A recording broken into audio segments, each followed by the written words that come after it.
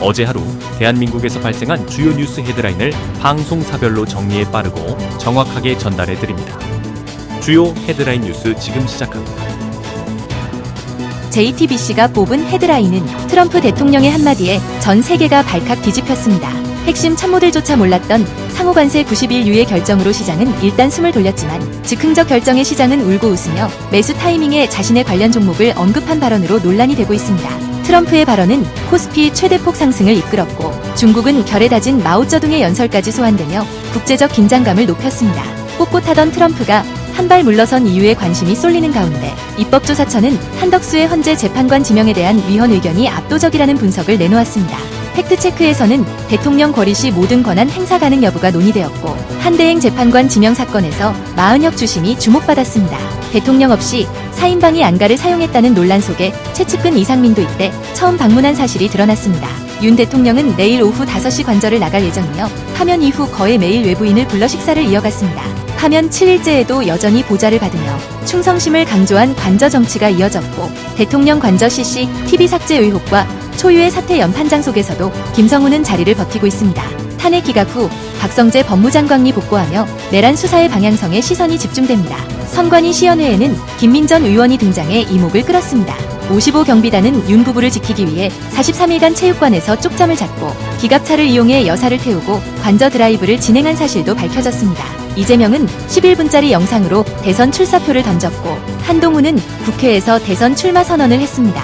왜 째려보냐는 트집으로 길거리에서 흉기를 휘두른 사건과 해경 고위층의 수사 무마 압력 의혹, 수업 중 게임을 하던 고3 학생이 훈계한 교사를 폭행한 사건 등이 사회적 충격을 더했습니다. 아동학대 범죄로 태권도 관장은 징역 30년형을 선고받았으며 윤석열 전 대통령은 자신이 덜컥 발표하고 철회한 후 책임지지 않았던 모습을 돌아보았습니다. 망신으로 끝난 잼버리와 허위 보고 논란, 돌비뉴스는 대선 레이스가 시작되며 관련된 다양한 내용들을 담았습니다. 치악산 연쇄 방화범 검거와 산불로 숨막혔던 교도소 상황까지 다양한 사건들이 이어졌습니다. MBC가 뽑은 헤드라인은 이완규 막아달라 가처분 신청 사건에서 마은혁 헌법재판관이 주심을 맡으며 한덕수 대통령 권한대행의 헌법재판관 지명에 대한 위헌 논란이 격화되고 있습니다. 법제처 역시 권한대행의 역할은 현상 유지에 국한된다는 입장을 밝혔습니다. 전환기를 불러 파이팅을 외친 윤석열 전 대통령의 정치적 영향력 행보는 점점 노골화되고 있으며 윤 전 대통령이 법원 지하로 이동하게 해달라 했던 일에 대해 형평성 논란도 제기되고 있습니다. 대통령 경호처 내부에서는 김성훈 차장과 이광우 본부장의 사퇴를 요구하는 연판장이 돌며 하루 만에 약 200명이 서명하는 등 갈등이 폭발 직전입니다. 이재명 의원은 국민의 도구가 되겠다며 다큐멘터리를 통해 출마를 선언했고 한동훈은 남은 건 이재명이라며 정치적 발언을 이어가며 대선 출마를 선언했습니다. 이에 대해 안철수 의원은 검사 출신 후보에 대한 우려를 표명했습니다. 국민의힘 내부에서는 극우 성향과 대선 주자 난립 속에서 한덕수 출마론까지 거론되고 있습니다. 선관위의 21대 대통령 선거 시연 현장은 반발을 일으키는 사람들로 인해 아수라장이 되었고 이진숙 방통위원장은 공직자의 탈을 쓰고 법치를 무시하며 극우 행보를 벌이고 있습니다.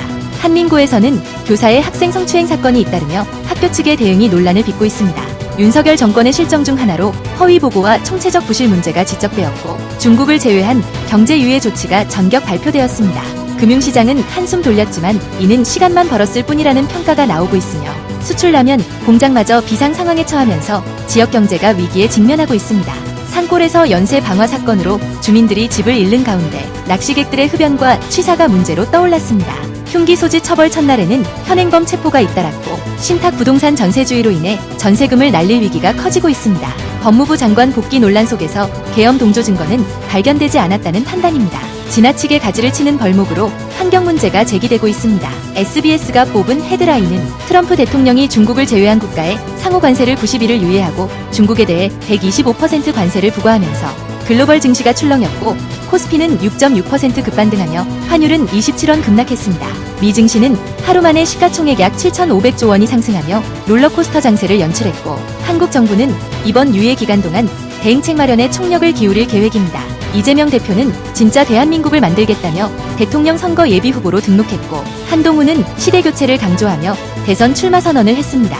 트럼프 대통령의 전화통화에서 한덕수의 대선 출마 가능성이 거론되는 가운데 민주당과 국민의힘은 각각 4월 27일과 5월 3일 후보를 확정할 전망입니다. 선관위의 선거 개표 절차 공개에도 불구하고 각종 시비가 이어지고 윤석열 전 대통령은 내일 퇴거 예정이며 김성훈 의원 사퇴 요구 연판장이 돌고 있습니다. 헌법재판소 재판관 지명 가처분은 3, 4일 내 결론 가능성이 있으며 민주당은 헌재장악 쿠데타라며 비난했고 국민의힘은 스스로 대통령인 줄 아느냐며 비난했습니다. 명태균은 황금폰 반환 요구 속 이틀째 잠행 중이고 태권도장 학대 살해 사건으로 징역 30년이 선고되자 유족들이 반발했습니다. 교사가 수업 중 게임을 막았다며 폭행당하는 사건이 발생했고 치악산 인근에서 산불 방화가 연쇄적으로 이어져 비상이 걸렸습니다. 미공개 정보를 이용한 부당이득 사건에 변호사 연루 정황이 드러났으며 국무회의 허위보고 의혹으로 잼버리 관계자 수사가 의뢰되었습니다. 벚꽃이 절정을 맞았으나 주말 강한 비바람 예보가 있고 고령자 보조 장치 필요성이 제기되는 가운데 휴머노이드 로봇 경쟁이 불붙으며 연합 대응 움직임이 보입니다.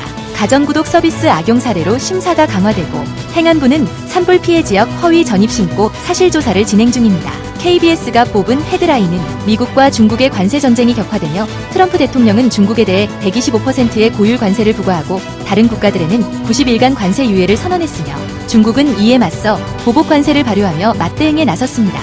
이로 인해 글로벌 경제에 충격이 예상되며 한국은 미중 갈등 속에서 경제적 피해를 우려하고 있습니다. 비관세 장벽 완화와 국익 극대화를 위한 전략이 논의되는 가운데 나스닥 지수는 12% 폭등했고 코스피는 최대폭 상승하며 일본과 대만도 각각 10% 급등하는 등 금융시장 변동성이 커지고 있습니다.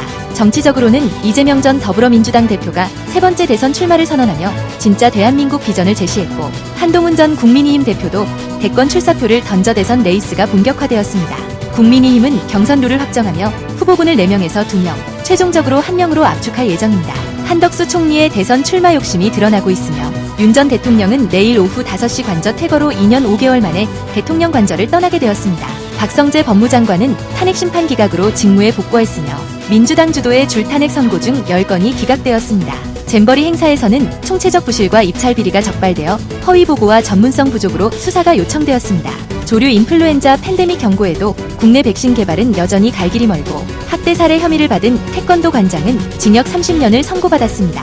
불위험이 높은 가운데 방화 혐의로 30대 여성이 구속되었으며 수원과 화성 지역에서는 전세금 피해가 속출의 피해자 3만 명이 절규하고 있습니다.